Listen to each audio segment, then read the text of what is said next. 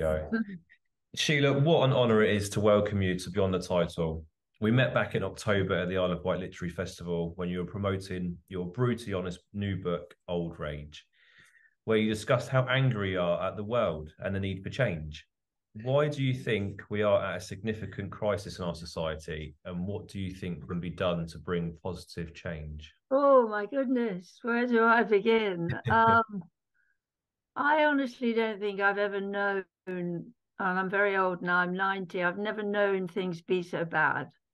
I think one of the main reasons is that we have appalling leadership everywhere. I long for some messiah to arrive who's going to get us out of this mess. They make wrong decisions time and time again, and also they don't represent what people are. You know, it's very interesting when you do those book club things because you go around the country and you kind of get a temperature of what the country is feeling, particularly in my sessions, because as you saw, I do get quite honest and talk about things quite seriously. And I find that there's a lot of rage boiling in polite people. Do you know what I mean? The sort of people that go to literary festivals and are nice and be, well, suddenly you have them say, yes, I hate Boris Johnson and I loathe the fact that they've lied to me and I've never been so unhappy in my life. And so I do know that underneath that superficial thing of backing off from things, there is anger. I mean, I think a classic example is what's happening now with the Arab-Israeli situation, which is just beyond appalling. I'm sure you'll agree. And what they're not representing us. What I hate is that they come out with their set pieces. All the different members of parliament come up and say exactly the same thing on both sides. You know, we were attacked, it was the blah, blah, blah, so therefore we are going to do this, that, and the other. And Rishi Sunak says the whole country is behind Israel or blah, blah, blah. That's absolutely not true. The whole country is in ferment about it. And they long for our governments to say it as it is, that we are at the root of the trouble from way back in 1948, and we don't know what the answer is.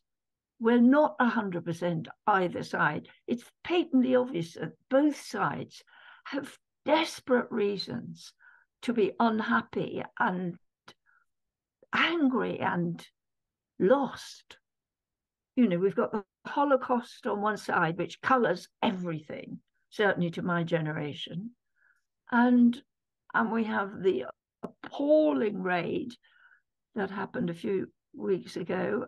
And we have the settlements in Palestine, and two countries, two nations that haven't got safe places to live.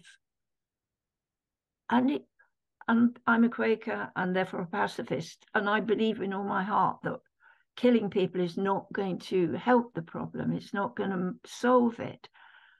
But it is solvable, because at the very beginning, when the kibbutzes started, they were amazing places, and the Arabs and the Israelis all lived the Jews lived alongside one another quite amicably.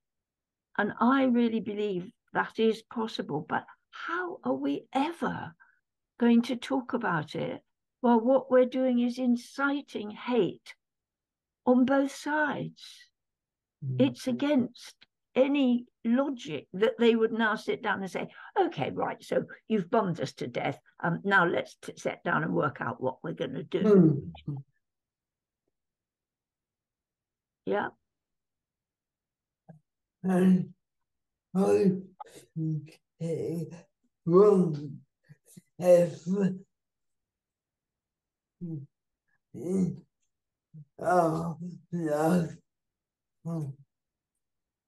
Josh says it's just the worst thing in our lifetime. it won't have Josh thinks it won't happen in our lifetime. That it'll be solved. That it'll be solved, Josh. No, I agree with you, darling. I don't think it will, but unless, I mean, what the only hurtful thing I think is that on 2 occasions, the ordinary people have marched against war. That's what's happening now. People are saying, stop war, stop and talk. That, you know, hundreds of people, thousands of people in London, Manchester, Liverpool, all over the world are saying that. And in the Iraq thing, there were thousands of people on the streets. They didn't listen to us. But it is interesting that so many people are now saying, no, it's not the answer. And that's a little tiny step in the right direction, perhaps. Do you think, Josh? Yeah. But young, I could like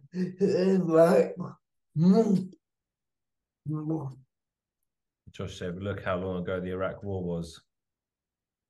I mean, the trouble is that it's whatever you say. I mean, you know, should anybody from certain papers hear what I've said now, they can lift a little bit out and totally distort it. That's why we are getting extremes of argument. Do you know what I mean? You hear the man in the United Nations made a very good speech, a reasonable speech, but they picked out a little fragment that made him sound as though he was anti-Israel. He wasn't at all. It was part of an argument. So one is very nervous. But on the other hand, we have to speak up, don't we? We have to at least defend free speech, if nothing else. yeah. And free speech is being stopped in a way by fear. I find myself hesitating to express opinions, partly because I don't want to upset people. In the moment, I've got very dear Jewish friends whom I'm in touch with saying, God, this is awful, because they are under threat. My friends in London are under threat. The schools are under threat, the Jewish schools. How have we got to that? Okay. So, obviously, a hot topic like this, along with climate change, you know, it's always a particular hot topic and agenda on the political kind of circle. And influential figures like yourself, David Attenborough, Vivienne Westwood, you know, Greta Thunberg, have each held or each helped to keep the topic right at the top of the, you know, international agendas. But in your opinion, how important is it for high profile figures, you know, like yourself, to lend the voice to climate change as well? Well, I'm sure I don't have any effect on anybody, but if I do, yes, it is my duty to speak up. It is almost the most pressing problem, but it's a typical example of all the problems we have that we will never solve if we don't unite as a world. We've got viruses, we've got the environment, we've got wars. It's only when we link hands with the entire world. I mean, we can't solve the environment thing on our own. Other countries have got to do it as well. But certainly we should stick to the rules that we've made ourselves. We can't keep changing them. And I think we also have to face the fact that we're going to suffer because of it. Suffer, that word is, I hesitate to use that because there is such suffering in other areas. But we will be inconvenienced. We will be made uncomfortable. You know, the less use of our cars, and particularly for people like me and you, Josh, I've got rheumatoid arthritis, and our cars are absolutely essential to get around. But you know, the cyclists, there's war with the cyclists, but all my children and grandchildren cycle everywhere now. I don't fly very much now. I hardly go abroad at all, partly because flying is such a nightmare, but I do believe I shouldn't. I've got rid of my house in France because I used to fly backwards and forwards all the time to France. And I think there are other reasons as well, but that is certainly one of the reasons why I couldn't continue with it, because I think we have got to, each and every one of us, give up certain things and live certain ways that are going to help the environment. So I've welcomed many actors who are successful graduates of RADA on this podcast, from Peter Egan to George Layton, who have each had different perspectives on the RADA experience. But looking back now, what did RADA teach you about the industry, and which were you able to build upon throughout your career? I can see Josh smiling. RADA was a disaster for me. I mean, it was absolutely awful. I was on a scholarship. I was very few Cockney, well, it wasn't Cockney, but London accented people. I spent my whole time learning to say, I don't know, try and say it properly, door as opposed to door. And that's all Roger taught me, quite honestly. And it taught me to feel incredibly inferior because I was surrounded by lord and lady. It was like a finishing school when I was there. It was a totally different thing to what it is now. Although it's getting a bit like that now because people can't afford to go. But in my day, you certainly couldn't afford to go unless you got a scholarship. And there weren't many scholarships. There were a few ex-servicemen. Paul Eddington, I remember, was there on a scholarship. But no, I hated it. I hated it. I felt idiotic the whole time I was there. And they laughed at my accent. I wasn't conventionally beautiful. I remember Joan Collins was there at the same time as me and was exquisitely beautiful. And, that was the yardstick to look like Joan or look like Claire Bloom. And I certainly didn't. And I was much too tall too. So I had to wear flat shoes all the time and bend my knees if I was next to a tiny man, although I didn't get cast next to tiny men. So no, RADA was a disaster for me. And actually, to be perfectly honest, when I was Chancellor of Portsmouth University, I had a lot to do with the drama department there. And I think 6 months intensive training, going on the stage with pros in the evening, because there's a theatre in Portsmouth where the students could go and be walk-ons so that they're actually on a stage with professional artists. But I think really 6 months bashing away at any voice problems and body problems you've got are much more beneficial than 3 years mucking about pretending to be a flower. I really do.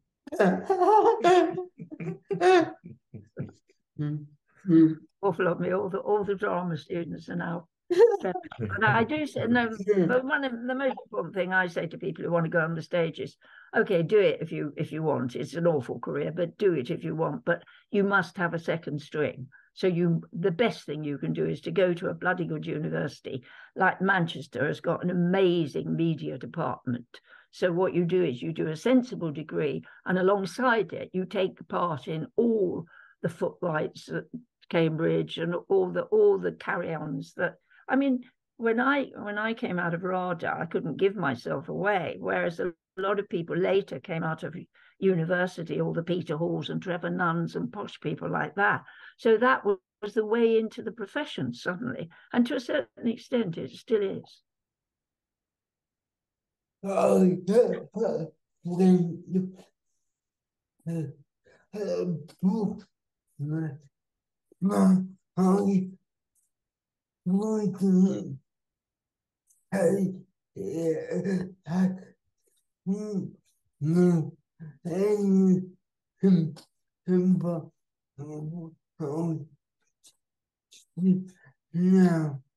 Josh said he went to Bournemouth University, but he wouldn't say it taught him anything that he does now.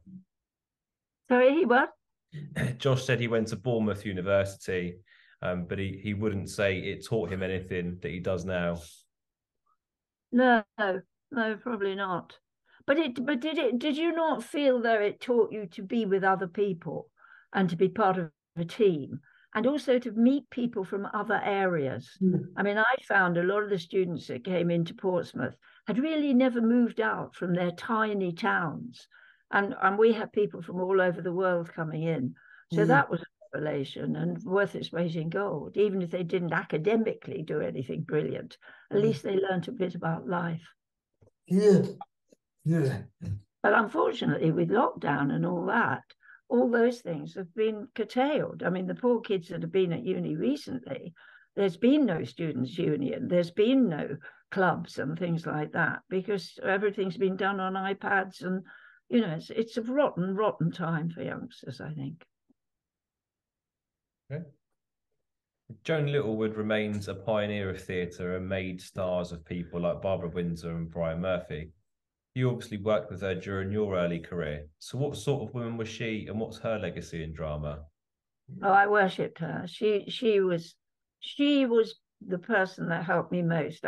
I spent, I suppose, 8, 9 years doing weekly repertory company. That's learning one play, doing another one in the evening, and tatty tours, end of the pier, loads of jobs like that. I nobody was interested in me in the posh areas, either the RSC, the National, or the West End. I didn't fit into any of those things. I really didn't. And then I auditioned for Joan at Stratford East. And I remember I did my St. Joan speech, which everybody did. It's a terrible audition speech, the bells, and you cry in it, and it's a really dramatic thing. And I thought quite good in it. And there was this woman shrieking with laughter in the stalls at my sad acting. And eventually she leapt on the stage, and she used to wear a cap. I do that now in memory of her, but she pulled this cap over her face, which was always a bad sign with Joan. And she said, "Darling, why are you doing that rubbish? You're a clown. You're a clown. You don't want to do all that shit." And anyway, I did a show with her, and it was revelatory because she just wanted me to be me, which I'd been fighting for 10 years not to be. I fought not to be tall, not to be working class, not to be peculiar in any way. And she loved that. The more peculiar and working class and daft you are, I mean, you can tell people like Harry Corbett suddenly played Henry V. Now, step-down son, that's the sort of things we were cast in. And Barbara as well. Barbara played leading roles that she would never be cast in by other people. And she had the imagination to see that there was a vitality in the working class actor, which was worth exploring, and devised amazing shows about their backgrounds with them. I mean, Victor Spinetti, who's Welsh, was very instrumental in the building of Oh, What a Lovely War, as were all of them. A lot of it was improvised. And Taste of Honey the same, all the great plays that she did. She was amazing. And after I'd done the play, I remained totally in touch with her right up until she died.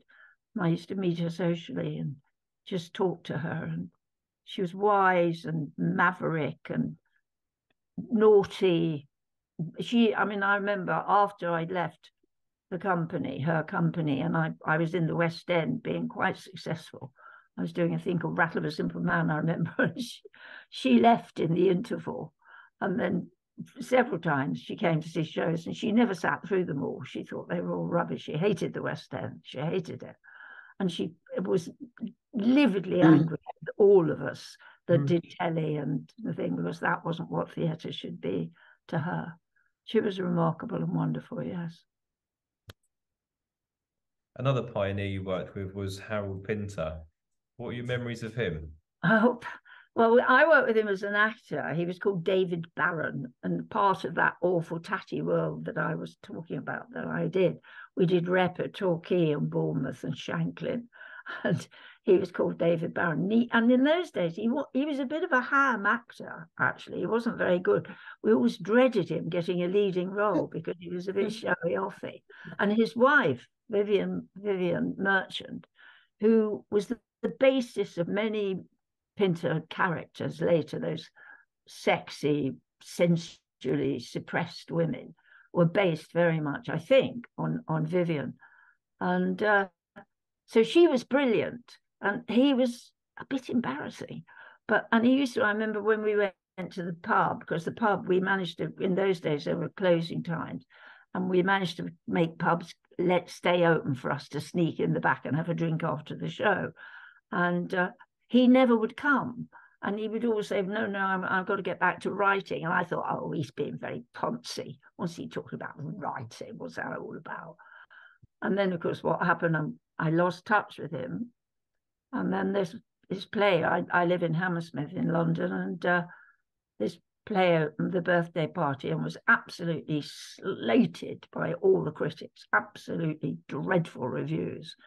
And there was a photo of the author, and it was Harold, or as I knew him, David. And there his writing had taken.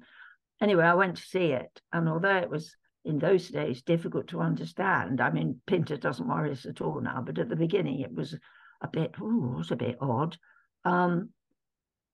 Amazing, absolutely amazing. And he became a superb writer. And then at the end of his life, I again lost touch with him because he won Nobel Prizes and became incredibly grand. And I got a phone call, the croaky voice phone call, saying that they were doing a revival of the birthday party to celebrate his 50th year at the Lyric, and would I be in it? And I said, of course I will, of course I will. And I did it. And then we had a gala performance, and we were chatting about our old rep days because they were quite funny. I mean, we did terrible plays. We really did. And we could remember some of the lines of it. We were shrieking with laughter. Anyway, it was pouring with rain. And I had an umbrella, and there was a car coming to pick him up, and he was quite frail. And I went and stood outside with him in the rain. We were still chatting away, and he suddenly looked at me and he said, "Are you still angry, Sheila?" And I said, "Even more so." And he kissed me on the forehead and said, "Good girl." And then he died about 6 months later. But it was my last memory of him, and it was a good one. It's a rather Pinteresque one. But I did a wonderful sketch of his in a review, a very offbeat review, about two old lady tramps in a cafe. A brilliant writer. And there was a marvelous gala performance of lots of his plays, and seeing all his poetry and his political writing, and he's so compassionate. People think of him as a fierce writer, but in fact, he cared so much for the underdog, for the lost people, and he understood the violence, the sudden bursts of violence. And I think that was being wartime. Both of us were wartime. We were used to sudden raids. We were used to the fact that there could be an invasion at any minute, that the roads had blocks beside them to put across and stop the tanks when they started coming in. So violence was under our childhood, and particularly Harold, because he was Jewish. And he was a wonderful, wonderful writer, and I'm very proud to have known him, actually. But not many people have known him and done such dreadful things with him. I mean, we did do Mars Bit of Brass, what I remember was a low point. Mars Bit of Brass was a terrible northern comedy, which neither of us understood, actually. It was so badly written, we couldn't follow it. So we did have fun. Your early career coincided with the very rise of British television, following the late Queen's coronation in 1952. How do you think your generation of stars created the footprint for show business revolution that followed? And why do you think that this generation of stars has remained so beloved throughout the succeeding years? Sorry, say the end of that again.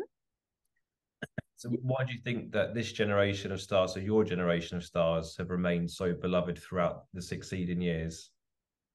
Well, I'd question that. We're not always beloved.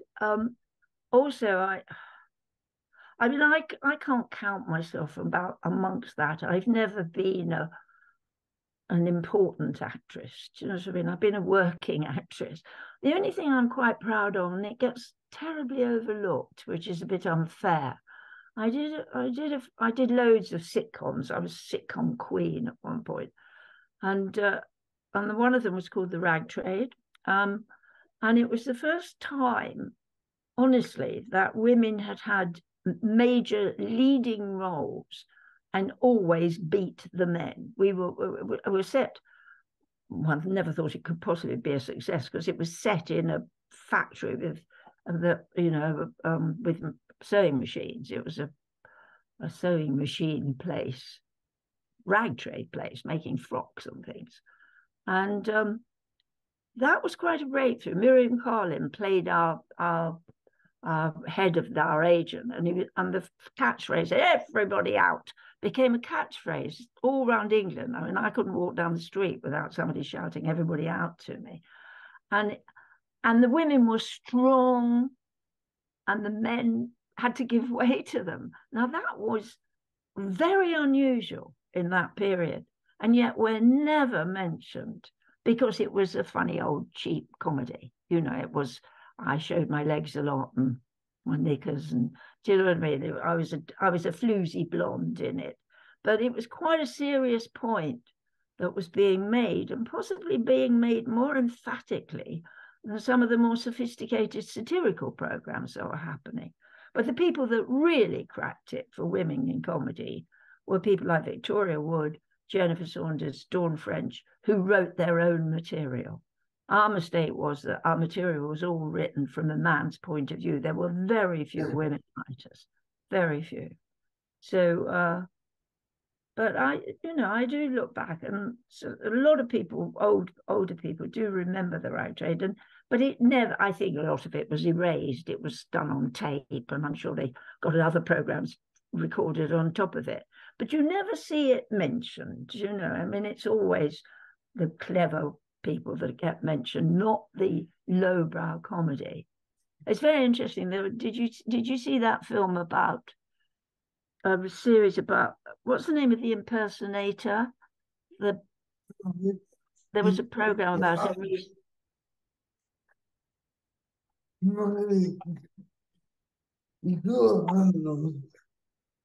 Mike. Yeah. Michael, yes. But oh God, there was a Right. Yeah. He was one of, pardon? Mike Yarwood. Mike Yarwood. Now, Mike Yarwood really has been overlooked. You know, the people, because he was lowbrow comedy. But watching that program, I don't know about you, Josh, but watching that program, it was revelatory. He did really critical stuff. He did on a funny level, but he was saying quite important things in that comedy. But because it was end of the pier humor, it doesn't get mentioned, and he's been forgotten. And he was massive. He had an audience of about 22 million, as did we, the rag trade. You know, it's funny that low comedy is a bit frowned on, and I'm all for it. I go to stand up a lot, and I love comics, and I love the courage of standing on a stage, and some of the women now, Bridget Christie and people like that, are absolutely first class, and just standing there piling it out to an audience all on your own, some of it quite controversial, is so brave, so brave. Just going back to the rag trade, that was sort of still in the era of experimental television. How do you think the rag trade helped to set the benchmark for situation comedy formula? Well, that's what I said. I mean, I think it was of its type. You know, you had to end on a big laugh. It had to be a beginning and a middle and an end. It wasn't striving to be satirical, but just and also the thing was, it had very good people in it. And Miriam was an amazing actress. There was a little woman called Esma Cannon, who was a wonderful physical comedy. She was an incredibly intellectual woman off stage, and rather elegant, and collected diamonds, and was quite shrewd. But on the screen, she was one of those all over the place. And I was always stood next to her because I was very tall. And there was Barbara Windsor, there was Wanda Vantham, there were loads of really good actresses, both in the background and playing the leads.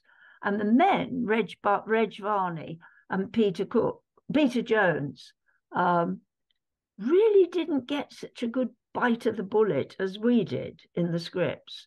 So that was maybe revolutionary, that they thought. And also, I suppose, the fact that it was women being strident.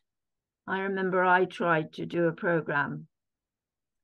I had a row with the BBC because they kept offering me more and more sitcoms playing floozy blondes.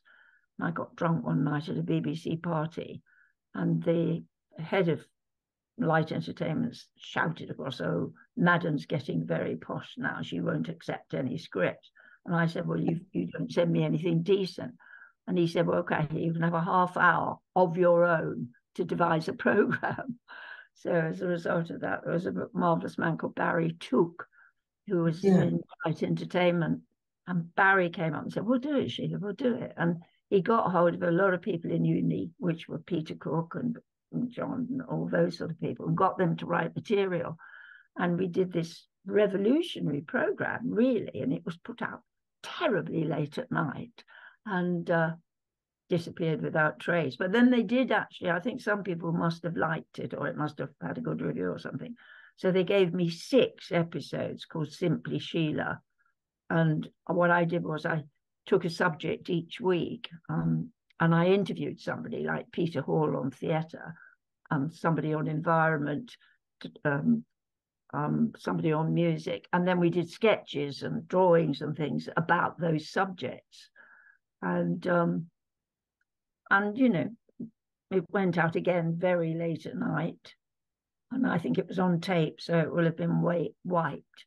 And I did have a dreadful row because there was a sketch that I had done in review, which was about prejudice, really.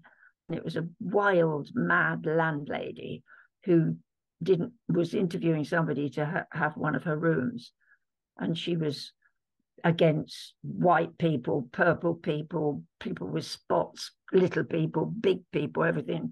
And so she was kind of insane. And the director said, "You can't do that." And I said, "Why not?" And he said, "Because it will destroy your image," which at that time, if I had an image, it was as a blonde, rather lovely girl, you know. And I said, "Well, I'm doing it." And he said, "No." So I went to the head of light entertainment and got his permission. And he said, "Well, I don't think if the director said no, I don't think you can do it." And then I went to Hugh Weldon, who was the top of the whole organisation. And I said, "Can I do it?" And he said, "You can do it to the studio audience," because in those days we had a studio. "And if it goes well, then we'll put it out. And if it doesn't, then we'll cut it from the show." I did it. It went well. It went out. And I didn't work for the BBC for 10 years after that. So I was obviously, there's a little lame saying difficult somewhere in the things.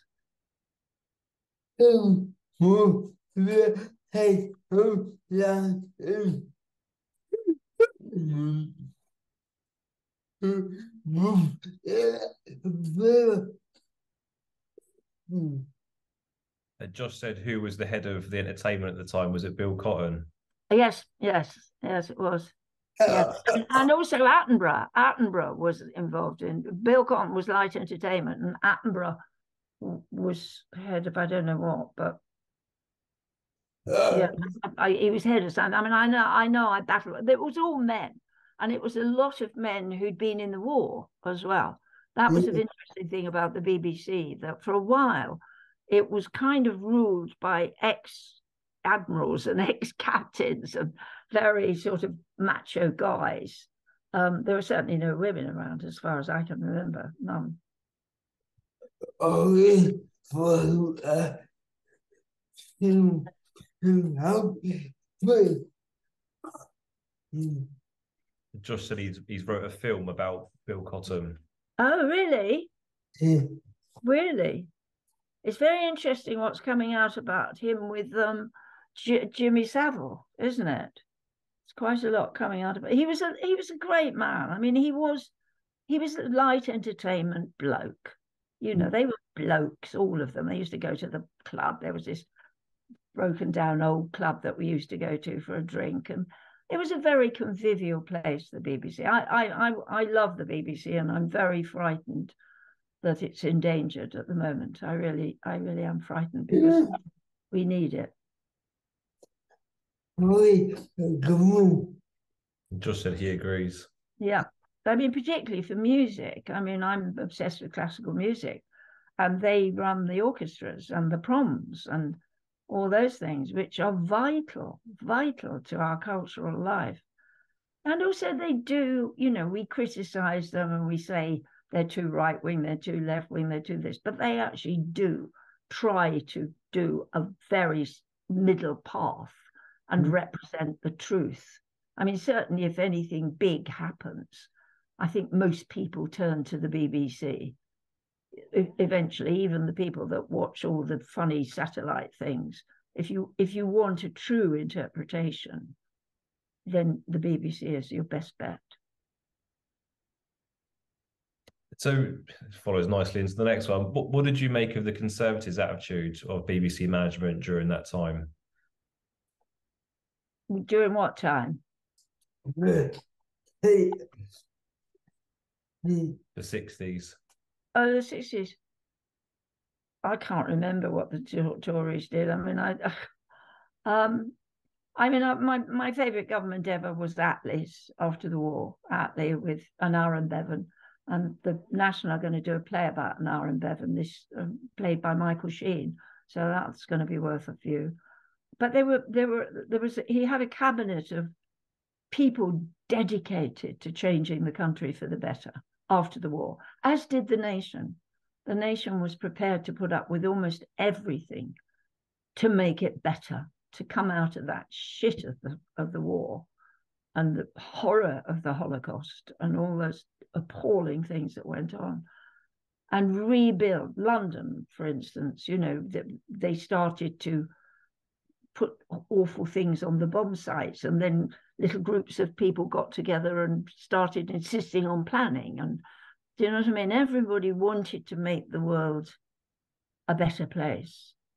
And sadly, that doesn't seem to have happened to the same extent after COVID, which I hoped it might, because it was such a life change, wasn't it? You know, suddenly we were all stuck at home, and we were reading from tablets, and lack of communication with people, and rules, having to obey certain rules, but also having a much more freedom because we weren't having to work all the time and all that.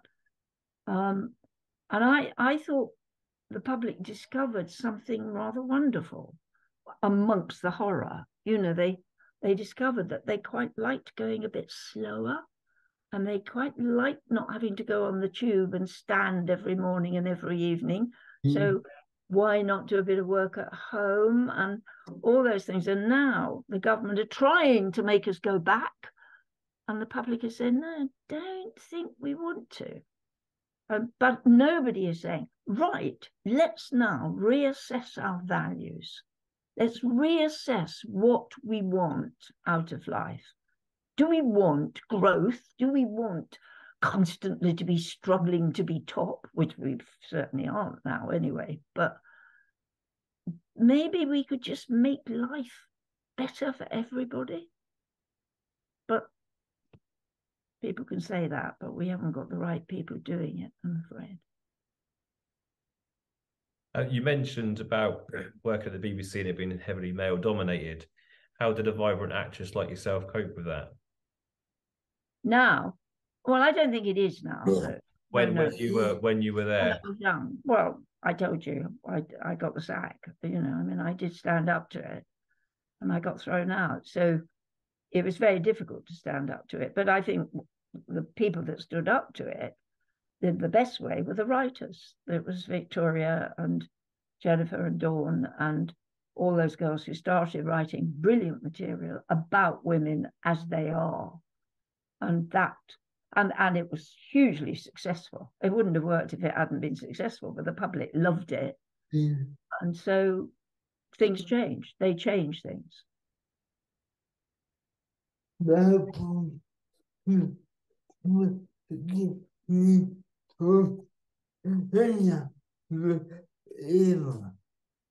Josh said that was the beginning of another era. Yeah. But that was the beginning of another era, yeah. Yes, it was. It was a huge change in comedy, certainly. And also, you know, the satirical shows as well. They were amazing. So just a few years later, you fulfilled probably one of the biggest milestones in entertainment when you took on entertaining Mr. Sloan to Broadway. Where does this moment sit in the story of your career, and why do you think Broadway is such a hallowed territory? Well, we were the biggest flop ever. I remember we went over there, and Broadway at that stage was very polite, rather like the West End. And Joe Orton shocked England, and we were about to shock America. And we went over and missed all their polite things, and we did this play about a woman who has an affair with her husband and his lover, and it's just the funniest, most complicated, beautifully written play of Joe's. And I remember there was a big party after our opening night, and the man who put it on, the impresario put it on, was being sick in the bath. And I picked up the review, the New York Times review, and it started, "Throw this British garbage back in the Atlantic," was the opening sentence. They absolutely, critics lambasted it, except for the Greenwich Voice, which was a sort of way out little freaky thing like Private Eye and things like that, who loved it. So the result was we had the time of our lives, because the people that came to see it were Tennessee Williams, all the sort of funny, extreme people in New York piled in to see our play. And it was a huge cult success. It really was. And I think the only reason I got a Tony nomination was guilt, because they treated us so badly. And the Greenwich Voice took us under their wing and said, "This is a disgrace. This is one of the best plays ever written, and everybody should love it," and all that. So it was one of those funny, and also Joe was up to all sorts of naughtiness while he was there, as was one of the company. In fact, we had to spend quite a lot of time trying to find them in various dives in New York while we were rehearsing.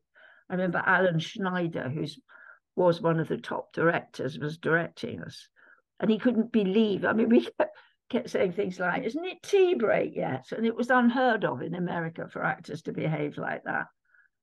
I loved it. I just loved being we were welcomed, but being a maverick, being an anarchist in that country. And I did go to the workshop, and watched the method being taught, and I picked up quite a lot of knowledge from that, things that I've used since. Actually, it's something I use constantly. I remember they were doing an exercise, and it's page 1 now, but it would have been unheard of in the old days. You made an entrance onto the stage, and that was it.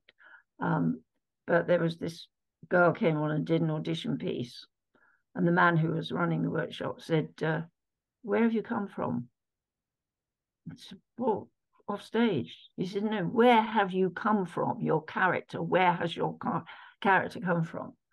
And unbelievably, that was a revelation to me. Of course, you should be thinking what mood that person's in, what's happened to them just before they come on. Are they feeling ill? Are they feeling happy? Do you know what I mean? When you come through that door, you shouldn't just be going, "Here I am, an actress making an entrance."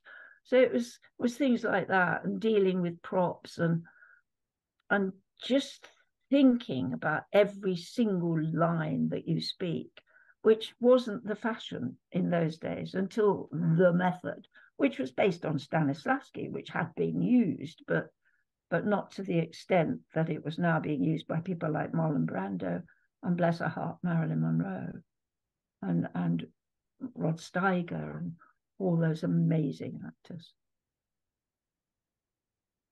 As an actor with such a prestigious landmark on your CV, like the Royal Shakespeare Company, did you ever struggle living up to that sort of reputation? And how do you think the RSC changed conception of your career as an actress?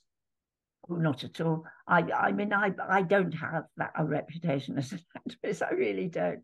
I just pop up from different holes. I don't think you could call me a Shakespearean actress. I worship Shakespeare, and I was artistic director of the tour, and that only happened because it was being dropped, and I at that time was doing a part in the company at Stratford, and I was so shocked at the thought of Shakespeare not being taken around to smaller theatres and venues that I went to see Trevor Nunn and said, you've got to do this. I mean, we're paid, we're a national company, we should be going around. And he said, well, if you can raise the money, then you can do it, because nobody else wants to. So it was virtually what he said. Anyway, I did raise the money. I was doing a charity at the zoo, would you believe? And I was lifting a child onto a wheelchair, and a man helped me to lift this child. And I said, while we were doing it, I said, oh, who are you? And he said, I'm managing director of NatWest Bank. And I said, would you like to have lunch with me? And so that was where I raised the money. But that was one of the best jobs I've ever had in my life. We had this portable theatre, and we went around the whole country during the miners' strike and the teachers' strike, and during the Troubles in Belfast. And we took Romeo and Juliet, which was great, and Midsummer Night's Dream.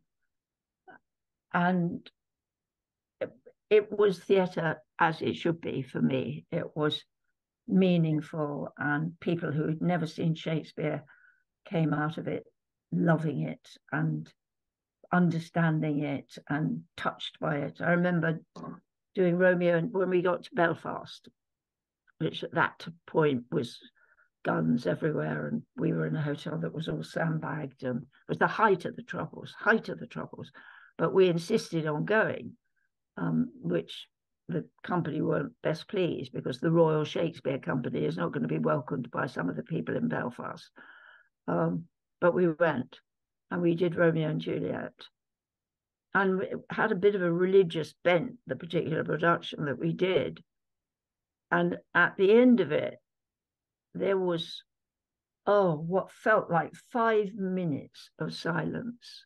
It had so touched the audience, and then they went mad, and everybody was hugging one another. This wonderful play about people hating one another and coming together with love. And it just, everything in it spoke to the condition of what was happening in Belfast at that time. And it was a total thing when I thought, this is why I do this job. And I think other people, Dan Day-Lewis was in the company, and Penny Downey, and fabulous company, Roger Allam. And it was the most moving experience of my theatrical life, without a shadow of a doubt. It's, nobody knows much about it. I've written about it. I wrote a book called Ramblings of an Actress, because it was just so interesting to be in those places at that time, to be doing Shakespeare to people who were on strike, and the country was in uproar, Orgreave and all that was happening. And there we were, these funny actors arriving and putting up an auditorium and doing some Shakespeare plays, and everybody going, wow, that's so true. Wonderful. Yeah.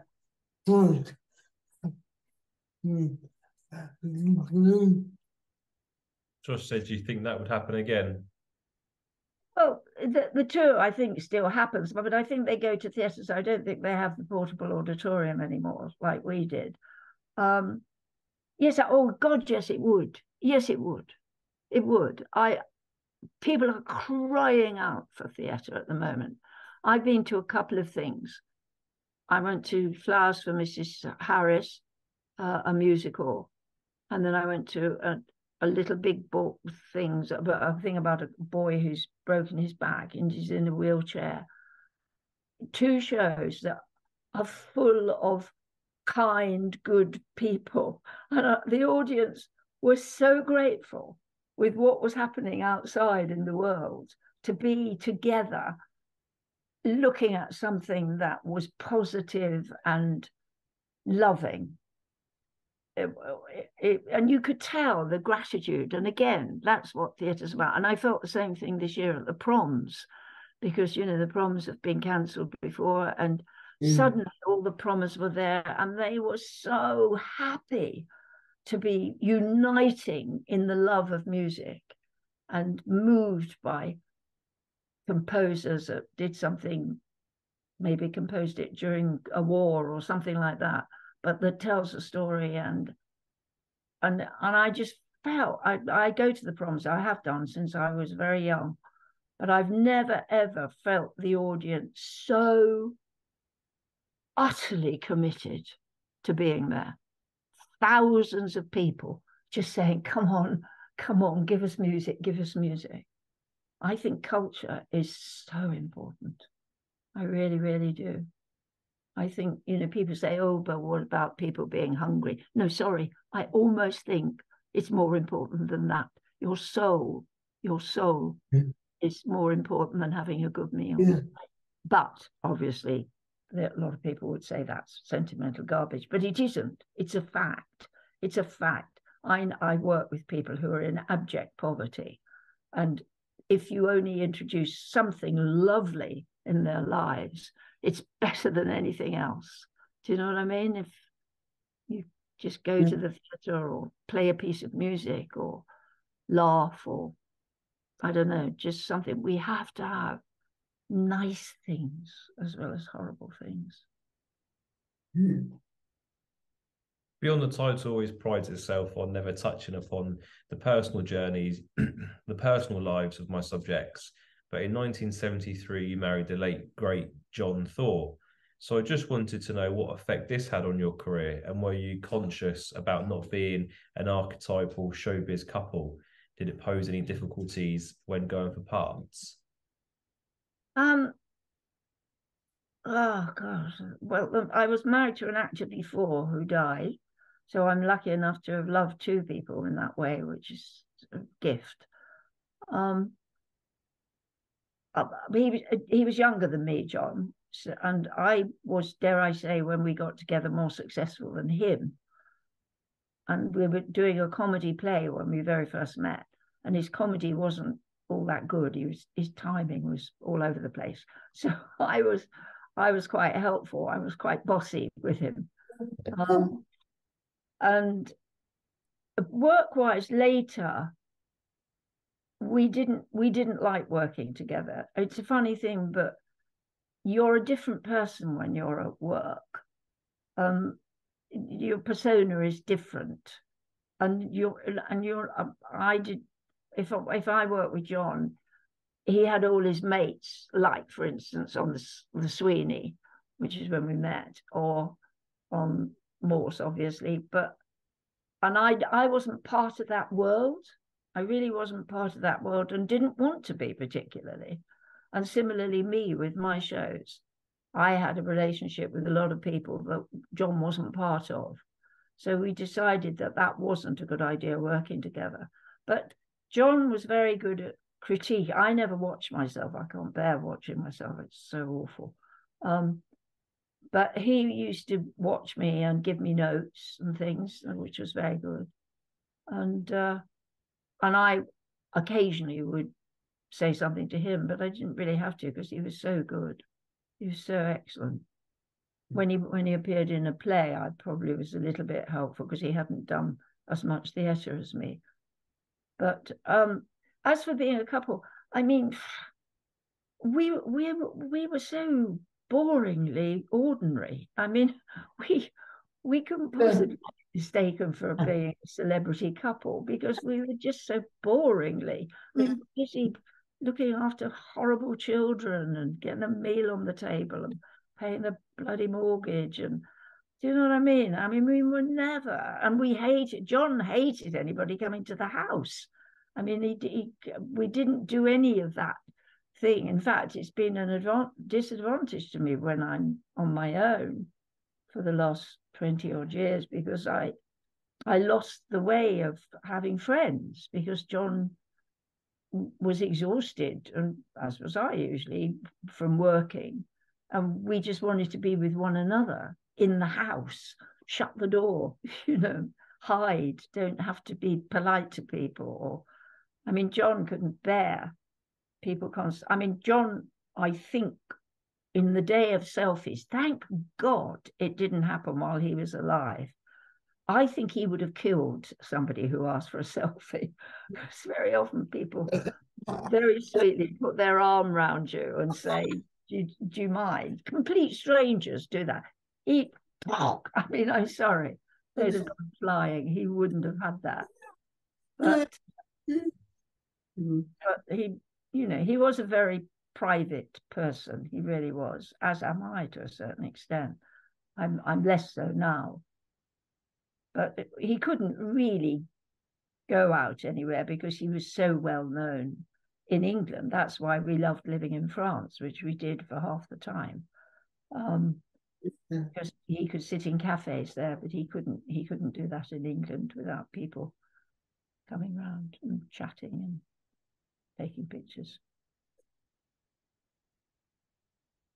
In 1993, you starred in Brighton Bells alongside fellow actor Wendy Craig and the late John Bott. But for the UK version of Golden Girls, in your opinion, how difficult is it to attempt to recreate a version of a successful formula for a British audience?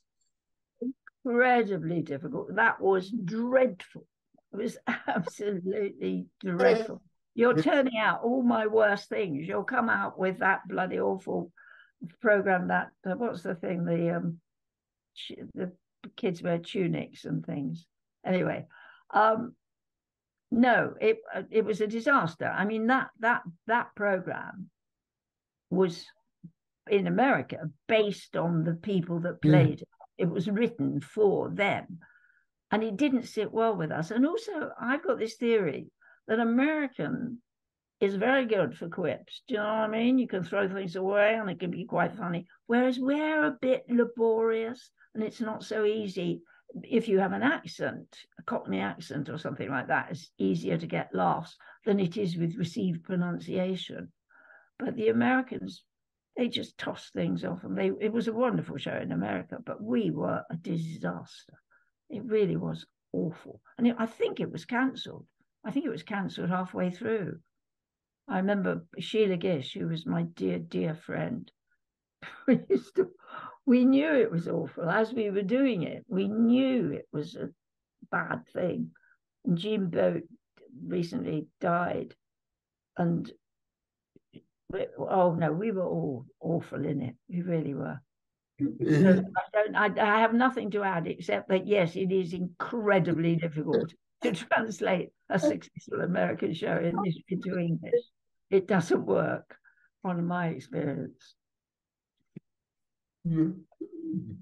There seems to be slight snobbery amongst some actors about appearing in serial drama, but you famously took on the role of Steve Owen's mother in BBC EastEnders.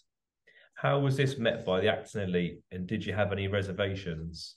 Oh, none at all. I was thrilled when they asked me. I only did 2 episodes, by the way. I think I died, did I? No. No. Did I die? Yeah.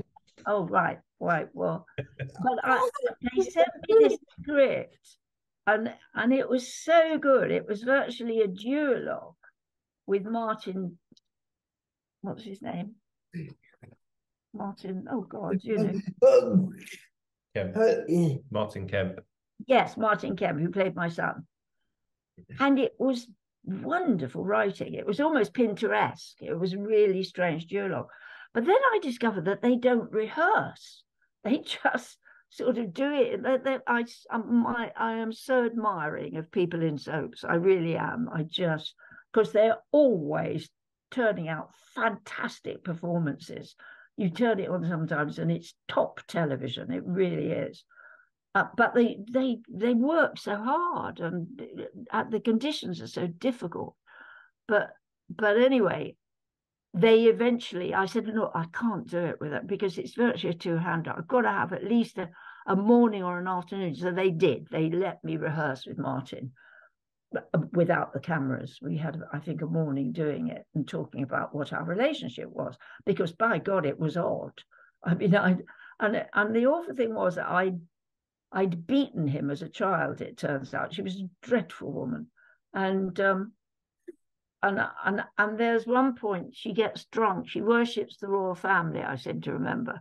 Anyway, he comes around and I had to kiss Martin in a very inappropriate way for a mother. And we were away, John and I, and as we came through the barrier, the bloke on the barrier said, "Oh, you've done it now, Sheila." And I said, "What have I done?" And it was headlines in the papers about this obscene kiss that I'd given my son in EastEnders. But they didn't mention the fact that the obscene thing about this woman was that she'd beaten this poor boy black and blue as a child. She was a child abuser. I mean, she was simply awful, but it was just the kiss that upset everybody. But I loved doing it. And I'm on my knee. I did the Soap Awards this year because I just so admire them. I really, really do. And I'm not being condescending about that. I just think the standard of their work is phenomenal, absolutely phenomenal. And the amazing thing is that there's a small part person who you don't notice a lot. Then they get a storyline and they always pull it off. Do you know what I mean? Somebody that you've not really noticed suddenly does a stunning scene. And some of the old ones like Dot, What's It, and they just relentlessly high standard work. Fantastic. They're the backbone of our industry. And they've always, like Coronation Street, had really good parts for women, right from the very, very beginning. Suddenly they had people sitting in a pub, little old ladies, and Pat Phoenix being all garish and naughty. And yeah, I mean, I'm a great, I'll at the drop of a hat, I'll do. Ian McKellen loves doing it. Maureen Lipman is now doing Coronation Street. No, I couldn't sustain the way they do it on a regular basis, but I'm only too happy to pop in every now and then doing a nice part. Because I think one of the things that happens is that they do have new writers working for them. I think sometimes they take on embryo writers and they have a sort of writing shop that guides them. But it means that, like the script that I did, which was honestly really good, obviously they think this person is worth encouraging. And so you get quite interesting writers.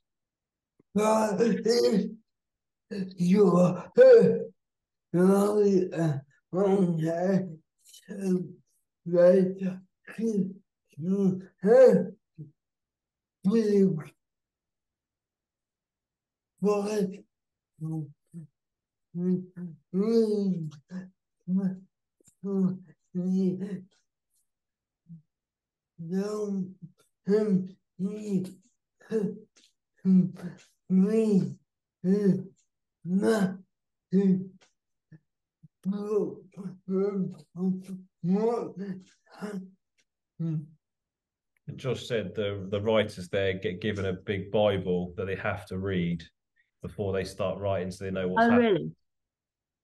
With all the plot lines and things. Yeah. And do they decide then a line that they want to take, or are they told you've got to write a line for that character? Right.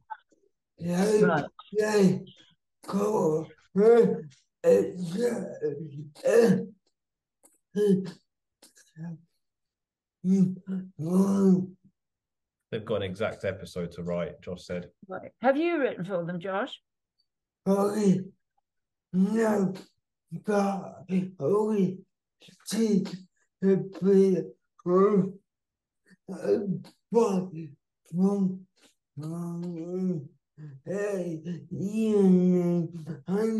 it was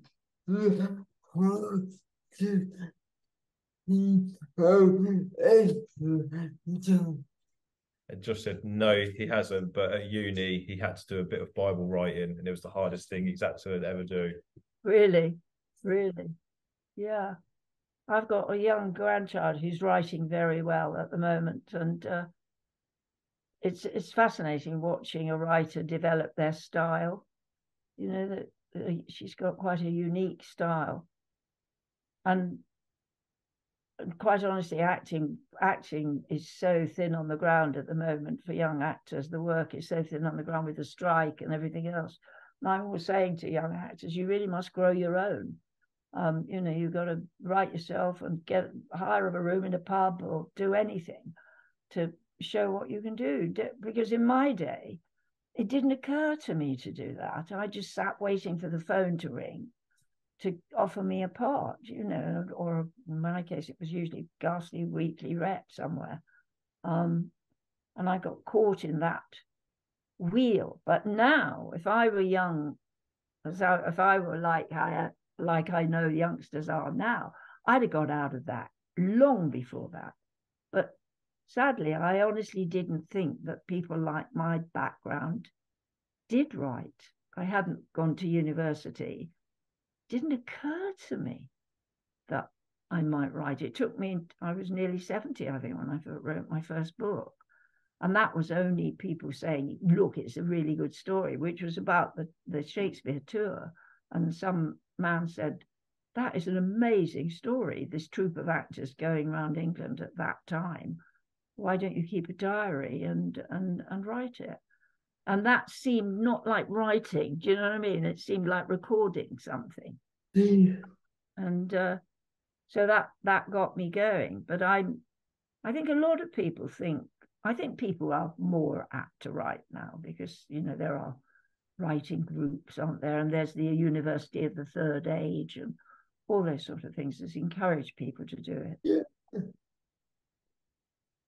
Are you gonna write again? Josh said, "Are you going to write again?" Well, they want me to write a novel because I'm the only novel I've written I'm not at all happy with. It was well researched and it's an interesting story, but it's not good. So that's the sadness. The more you write, I think you get slightly better, and I'd like to have another crack. But quite honestly, at my age, it would be a year's work, and I don't know that I want to do a year stuck over my computer and writing and all that. I'm getting lazy in my old age. I do an article. I do a regular feature in Prospect magazine. It takes me a month to do that, but I quite enjoy doing that. I'll always now write things down, but I don't know what sort of book I might write. My publishers are yapping at my heels. I might do something. I don't know. So in 2002, Britain lost an acting great. What's John Thor's legacy? John's, yeah. Well, a lot of good work. A lot of good work. I mean, you know, you can look back at his work and it stands up still. I mean, there's a housing estate near me, White City, full of quite tough kids, and they're all hooked on Sweeney. Presumably it goes out on some satellite channel or other that I don't know about, but they're addicts, absolute addicts. And I looked at one recently, and it was one of the very first police series done on film, because up until then they've done static cameras, which limits what you can do. But suddenly there was a camera following all the chases and the fights and all that. So it still feels incredibly modern. And it was written by Troy Kennedy Martin, Ian Kennedy Martin, amazing writers, amazing and fabulous directors, or a lot of whom, Danny Boyle, people like that, who went on to be major directors. So it's high quality work and it stands up. So I think the good thing that he's left behind is a lot of work that I think won't date. Maybe Morse, no, because Morse is shot so in a modern way. And the character is flawed, and he made it sort of not straight down the middle. But I think all his, certainly Mr. Tom will live. I think that will remain a classic for children, and it's a beautiful performance. So yeah, that's good enough, really. I mean, he wouldn't. He used to say, "Oh, I'm just a telly actor," but now telly actors are highly esteemed. When we were young, telly was rubbish. Do you know what I mean? It was films or nothing. Now you've got top film stars doing telly. Started in a way by George Clooney, I suppose, because George Clooney did that Doctor series, didn't he? And then suddenly he's one of the biggest stars ever, which would have been unheard of. I mean, John, when he did a play at the National, I don't know whether he'd done Cavanaugh, but he was doing a lot of telly, and one of the critics said, the television actor John Thor, blah blah blah blah blah. You know, you think, no, actor John Thor, not television actor. And it was derogatory in those days to say you were telly. But telly, I'm amazed. I mean, looking now at what's on telly, that thing that I was in, just the Sixth Commandment, I thought was an amazing piece of work. I didn't watch the show, but the scripts were amazing. The thing called the thing about the Ripper people, what's happened to the people who were victims. It's such high quality stuff. It really, really is. Constantly coming at things from different angles and beautifully shot. Amazing lighting and atmos, and yeah, it irritates me when people say there's nothing on. If anything, there's much too much on. You don't know where to begin, do you? So much on. Looking back at your career, what's your proudest achievement? Well, I would say the RSC tour is top of my list of things that I enjoyed. I haven't achieved anything, quite honestly. I really seriously haven't. I've just survived. I mean, the fact that I've survived and still work a bit is miraculous, I suppose, having come from the background I did. And yeah, I've kept going, kept coming out of different holes, as John would say, because that's the secret. But I mean, I have to make a living. It's not a hobby, you know. It wasn't with John. It's not a hobby. It's our job. I mean, when people say, oh, I've done musicals where I've done a year in a musical like Sister Act, and then Sweeney Todd, I did 6 months and all that, and people say, oh, you must tackle it. It's so wonderful. You must enjoy it. No, not 8 times a week. I don't. Actually, I do have to spend the rest of the day making sure I don't strain my voice, and you know, and so it's the difference between, it's lovely being an amateur because you do 2 or 3 performances. Whee, lovely, you can be top form every performance. But a professional has to do it 8 times as though it's the first time. And it's got to be that. You can't walk through it. You can't cheat. And it's quite tricky. It's not, I remember Peter Jones used to have the thing, he used to say to me, it's better than being in a glue factory, because at some point he must have gone to a glue factory and apparently it was dreadful, the smell and or everything. He horrified him and obviously imprinted it on his mind. So it became a catchphrase. If ever I moaned, he would say, it's better than working in a glue factory. But he did. What's next for Sheila Hancock? Oh, I don't know, Matt. What next immediately is I'm going to do an interview about Doctor Who, and I know nothing about Doctor Who. I only did 1 episode of it. I only do 1 episode of things. Do you know what I mean? And I don't really know what's going on in the rest of them. I work with a wonderful actor in Rep in York, and we did a play called The Trial of Mary Dugan, which was a trial scene, obviously, and he was in the first act. And I think he was the murderer or something. He died, and the second act, one day he said, "Who did that murder?" I said, "Well, it's in the second act. It's the trial." Oh, he said, "I never watched that. I never done that." So he did this play, never knowing who'd done the murder. It was just a job to him. Do you know what I mean? And I think that sometimes actors are like that. I actually read a musician said something wonderful, which shocked but amazed me. Was I was lucky enough to have supper with a young boy. Anyway, I won't go into that because that's dropping names. But anyway, this this person was talking about music, and I asked him how much he practiced each day. And he said about 5 hours, 5 hours. And he'd done it since he was a child, 5, 6 hours practice. And then I don't know whether it was him that told me, but somebody told me that there is a top musician who never practices. He practices at performance.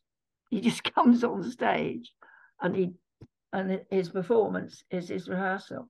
And my heart stopped. I thought, my God, how can you do that? How can you come on and play a bit of Bach, having not at least practiced a little bit? But apparently this top, very famous musician, he never practices. But most of them do practice 5, 6 hours a day. And last question, how do you want to be remembered? Not at all. I don't want to be remembered at all.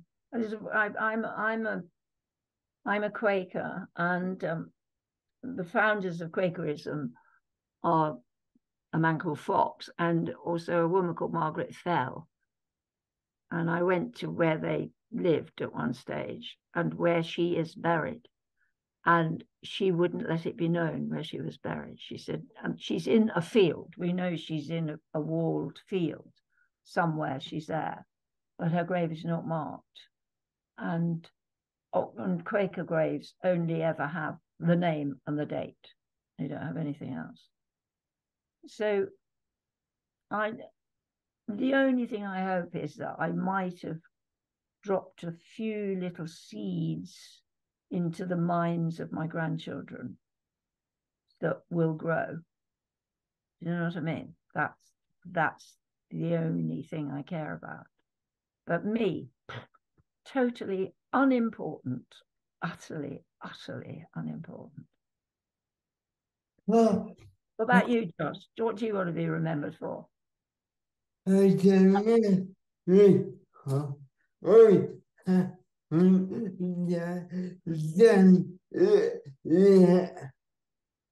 Just he doesn't know because he hasn't done it yet. You haven't done it yet. Yes, you have. You're doing it now.